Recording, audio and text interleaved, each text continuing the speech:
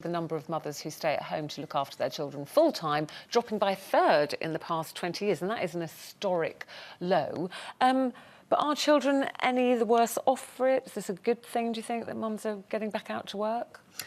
I think it's a good... Well, some mums have no choice and have to go back out to work. And I think, you know, it also... There's a lot of single parents out there who don't have the, you know, two-person income, so have to go out to work. So I think it's good that women now have a much better choice to go out to work or stay at home. Do I think it's a good thing?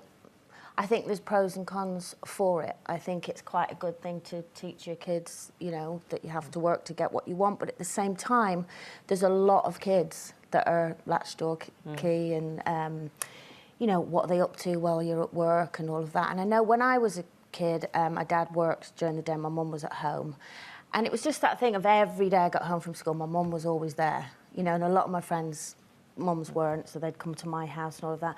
And I just think as a parent, whatever you do, whether you go to work or whether you stay at home, you have this terrible guilt about, am I doing the right thing for my kids? It never leaves you. Yeah, working mother guilt. I don't think often the kids feel it maybe as much as we do. There's always quite often an underlying tone, I think, when people talk about working mums, that somehow it's to the detriment of our children. And I kind of think, well, like you said, pros and cons, but I think it's always a good thing for children to see their parents, male or female, working. Because what this isn't doing, this isn't dads are staying at home instead. They're not. You know, they're still going to work. This is just like more women. I just wonder how many of those women actually really want to be at work and would they prefer to be at home? I think that there are advantages and disadvantages to both. I am the product of a working mother. I am obviously a working mother myself.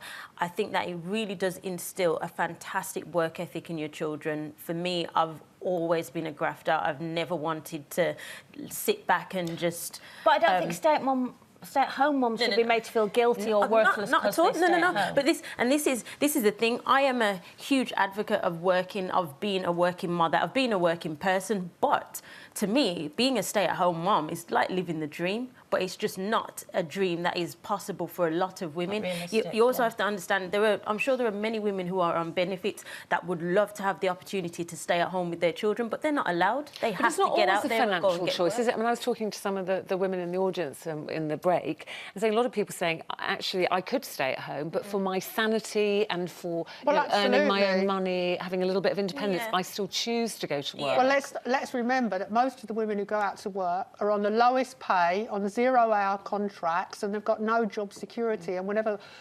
companies or public sector people get laid off, it's always the women who tend to be laid off first. So they are going out to work, and also they're having to travel a long way to go to work, so that places more strain on the family.